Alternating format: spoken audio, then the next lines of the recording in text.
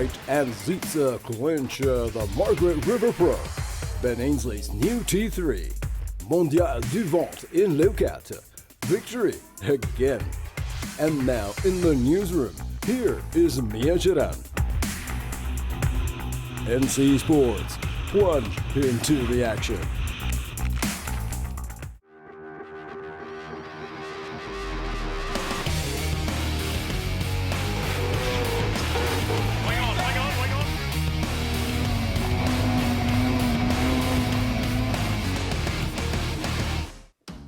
Welcome back to the latest edition of NC Sports. I'm Mia Geran, and this season is really heating up for water sports. From the boards to the sails and the engines, it's another action-packed week.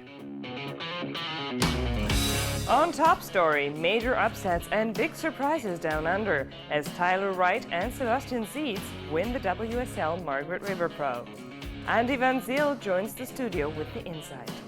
Team Bar launches its new T3 training cat for America's Cup 2017. Unstoppable, Hendi Al Zaffein win XCat Round Two at the Dubai GP. Unbeatable, 25th consecutive win for Kiwis Burling Tuke, and their fourth 49er Euro title in Barcelona. Danes Hansen and Iversen win the FX. Wind gurus worship at Mondial Du Vent in France as top freestylers take on WSL Round Two.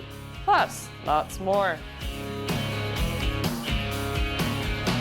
Australia's Tyler Wright definitely made the best of the WSL season kickoff, winning 2 out of the 3 events down under, including the very last Margaret River Pro. While as major upsets and emerging talents defined the men's tour, Sebastian Zietz took home the win for the USA. Andi Van Zyl has today's top story.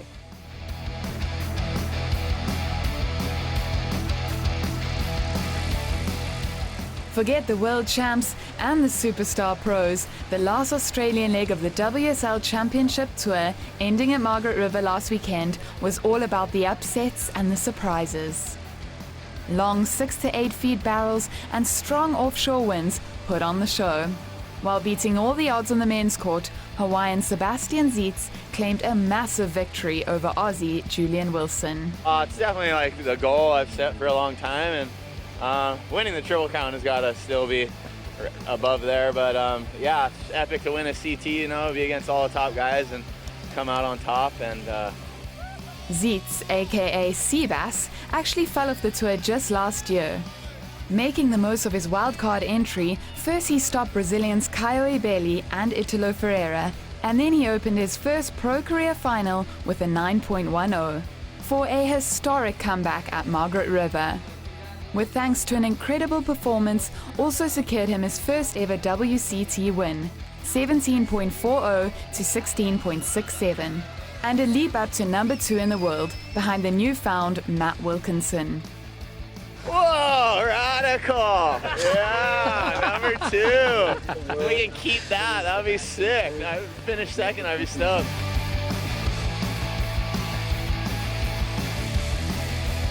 The tides have also been changing in the women's race, as another Australian, Tyler Wright, dominated the final with 9-point rides against current number 1 in the world, Courtney Conlog. Yeah, I'm kind of just like, I don't know how to take that right now. I just had a hell time, and I knew Courtney was just dropping 9s every heat, so I kind of, had to be smart and very selective and what kind of waves and turns, and not get too excited.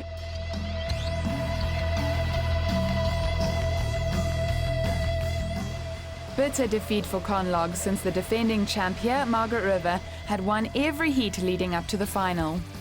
Courtney will still go to Rio next week with the leader's yellow jersey safely on, but with just 1,200 points over Tyler. Together they have built a small lead on the pack. Leading the chase, world champion Carissa Moore is now 3rd, followed by a remarkable Tatiana Weston-Webb, and refocusing Stephanie Gilmore and Sally Fitzgibbons. Surely they'll jack up the pressure.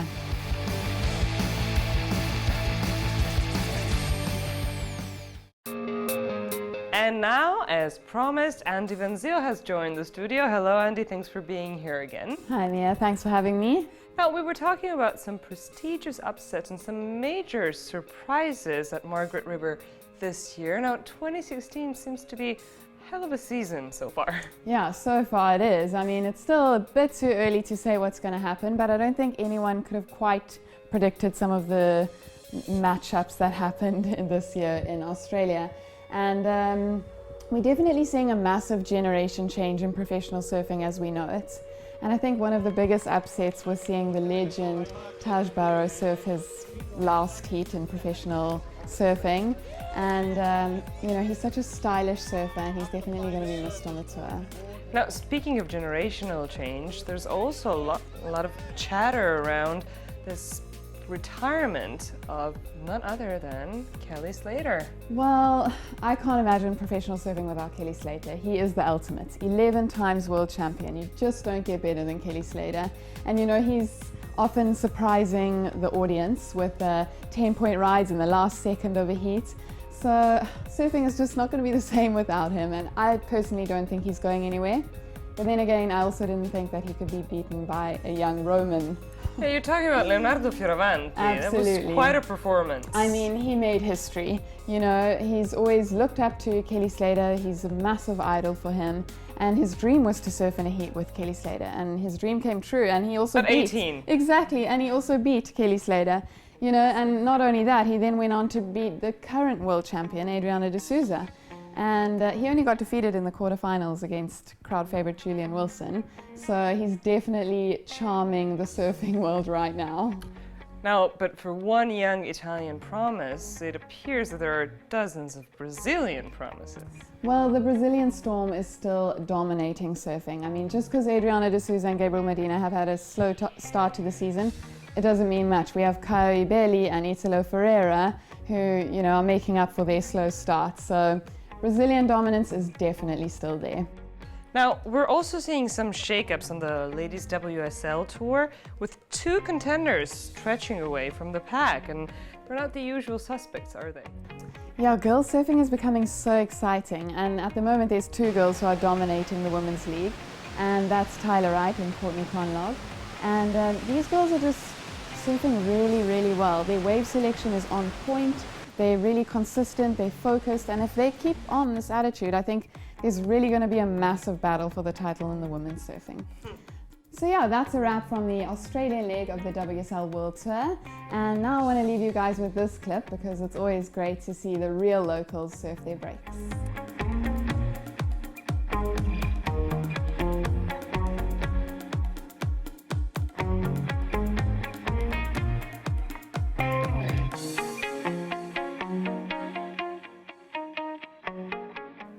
Thank you, Andi, for being here with us. And now, speaking of major events, the Louis Vuitton America's Cup World Series will be holding Act 2 in New York in just a couple of weeks.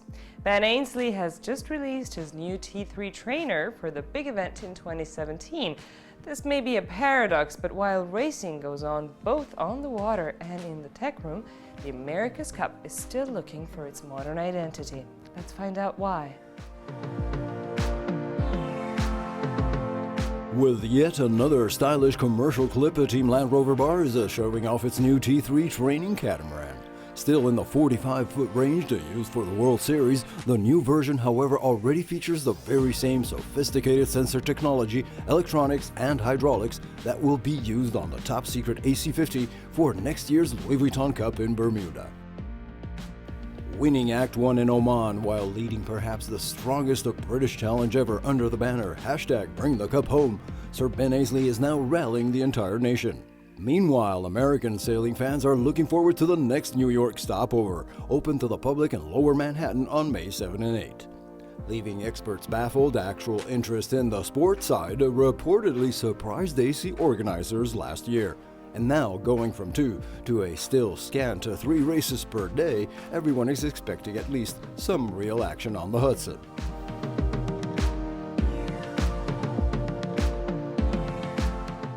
Two in a row for bin Hendi and Al Zaffein in Dubai. Can anyone stop Burling Tuke? And Derry London Derry Dwar scores a hat trick in Seattle. All the details next in the NC Sports Briefs.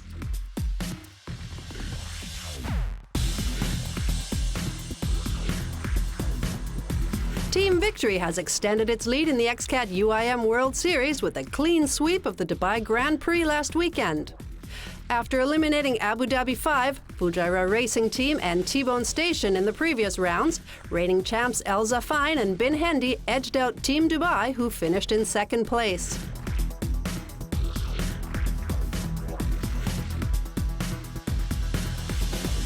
Italian duo Fendi and Carpitella of T-Bone Station, one of the few teams still using the old Mercury 2.5 EFI engines after most have switched to the new XCat Mercury ROS 400, secured the third spot on the podium. The Dubai Grand Prix brings to a close 2 consecutive Grand Prix weekends in the region. Next up, the 14 competing teams head to Europe for Round 3, taking place in Lugano from June 4th to 5th.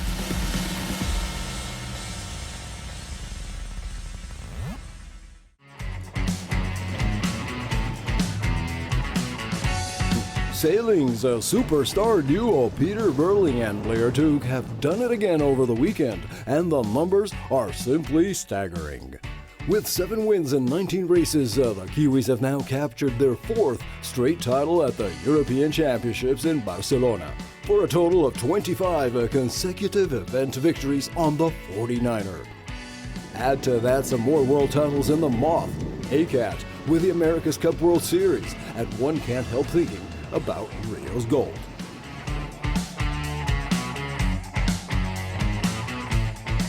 Yeah, obviously, pretty stoked to go out there and take another title.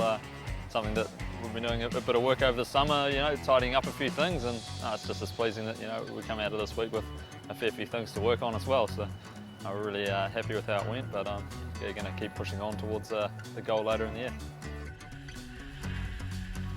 Still looking for consistency, Australia's Outrage and Jensen closed in a distant second place, followed by Spanish team Butin and Lopez. On the ladies' 49er FX, Denmark's Hansen Iversen put on a great comeback in the last races and snatched the European title away from Italian world champs Conti and Klapčić. Another third place for Spain with Echegoyen and Betanzos in the Barcelona home waters.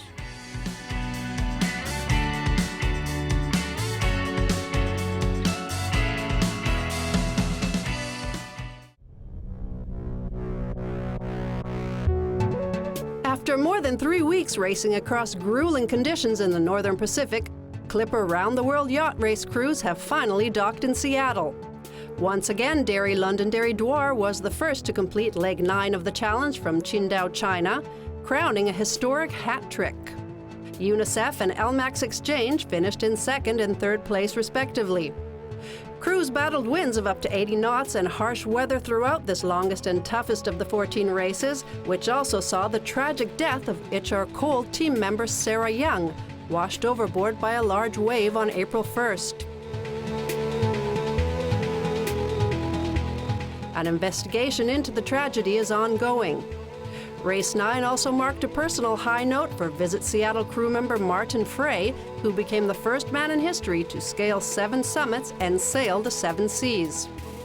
The race resumes with Leg 10, a 4,200 nautical mile course southbound to Panama, on April 28th, with LMAX Exchange still leading overall with 105 points, followed by Derry Londonderry Dwar now with 96, and Great Britain with 92.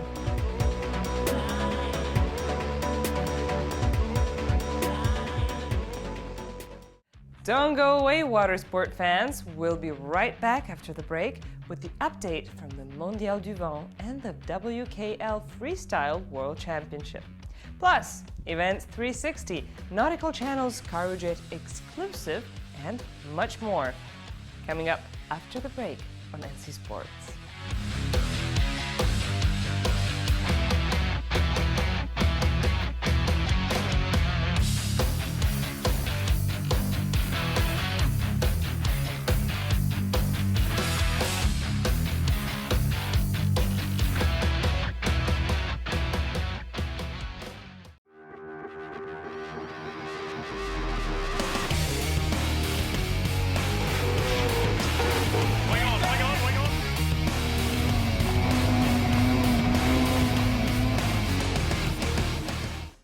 As the leaders in the double-handed Transat AGR2 battle in the Atlantic, the Maître Coq Solo is racing in Les Sables d'Olonne.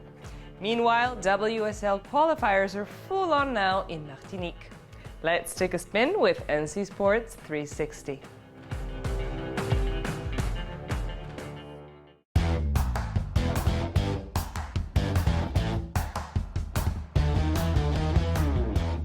The AGR2 quintet continues to lead the pack at full speed in mid-Atlantic and is now facing the tricky approach to the Caribbean, with unstable winds and squalls that will likely change fortunes for the double-handed crews. It's a key tactical moment in this Transat. Staying north, Cercle Vert is on the straightest route, but to the south, Agir, Bretagne, Generali and Gélimat are finding more wind. Time to hedge your bets.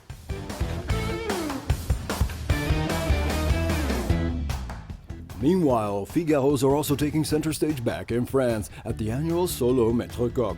On top of the leaderboard after 4 manches in Les Sables d'Olonne, Corentin, Cloarec and Alain are now facing off with the rest of the fleet in the offshore regatta, with first arrivals expected on Saturday.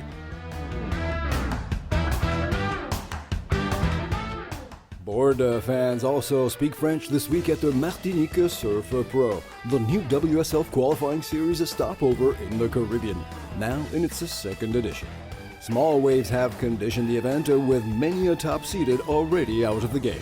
All eyes on Seth Moniz moving up the rounds, brother to Alejo, the winner here last year.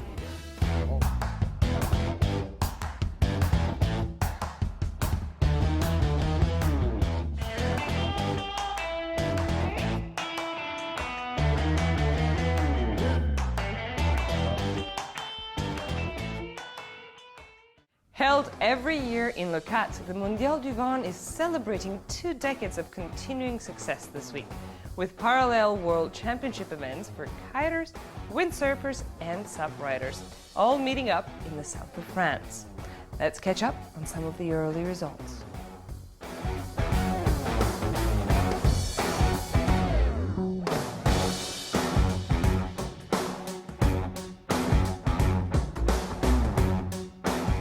Whether sprint, beach or long distance, Vincent Verhoeven dominated sup racing at the 20th edition of the Mondial Du Vent in Le Cat. Top performance also for Olivia Piano, 6th overall in a fleet of 18 pros, and 1st among the ladies. Topping speeds of 40 knots, hyperfoilers at the Kitespeed World Championship put on a 4-way final rush between Douglas, Sylvain Cacergues and Catla, while freestyle and big air finalists of the World Kite League struggled with the light wind conditions in southern France.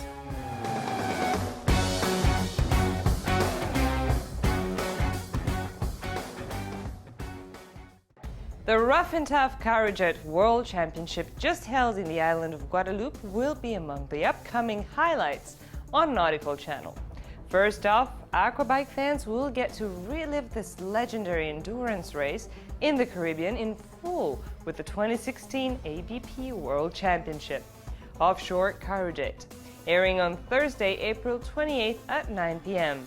Then, on May 2nd at 9:30 p.m., get the rest of the picture with the premiere of Colors of Guadeloupe, an exclusive network production that will let you explore and discover one of the greatest destinations of the Caribbean.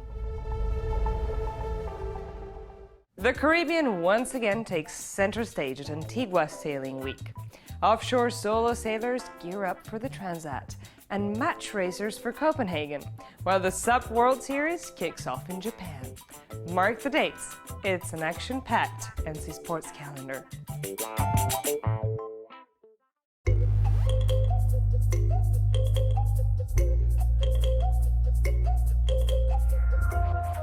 The 49th edition of Antigua Sailing Week kicks off from April 23rd to 29th.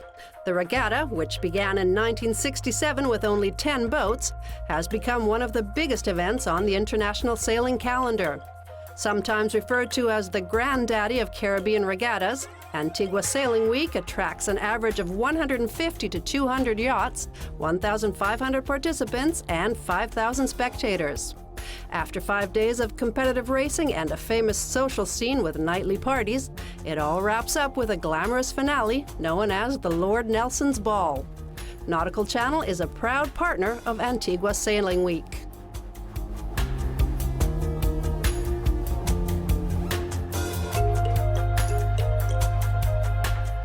One man, one boat, one ocean. May 1st will mark the start of the 14th edition of the world's oldest solo transatlantic race, the Transat. With an international fleet of almost 30 yachts, this year's lineup will feature first-class ocean racers like offshore greats Vendée Globe competitors François Gabard, Sebastian Josse, and Armel Lecliche, and transatlantic pros like Leroux and Thomas Coville. 3 female skippers will be participating along with 2 Brits, 21 French, 1 German, and a first-ever Japanese entry. From Plymouth, UK to Brooklyn, New York, this year's edition retraces the first-ever Transat of 1960, won by Francis Chichester.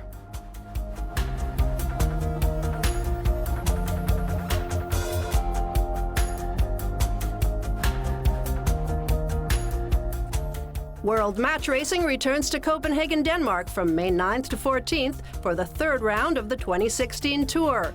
The 5-day showdown on identical M32s promises to be fierce and action-packed as challengers compete for a $200,000 purse.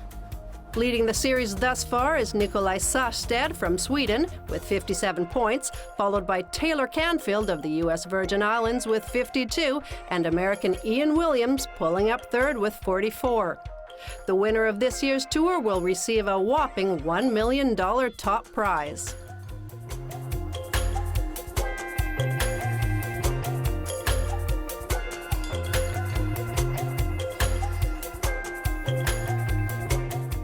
The world's best stand-up paddle racers will gather in Hamaya, Japan from May 13th to 15th for the season opener of the Waterman League World Series, the 2016 Victory Cup. Expect to see some top performances from powerhouses like Connor Baxter, Leonard Nika, Kaspert Steinfath, Arthur Arutkin, and 2015 champ Lenny Kai as they square off in a long-distance challenge and a sprint race. This is the first of 7 stops on the 2016 series calendar, which culminates in a grand finale in Turtle Bay, Oahu in October.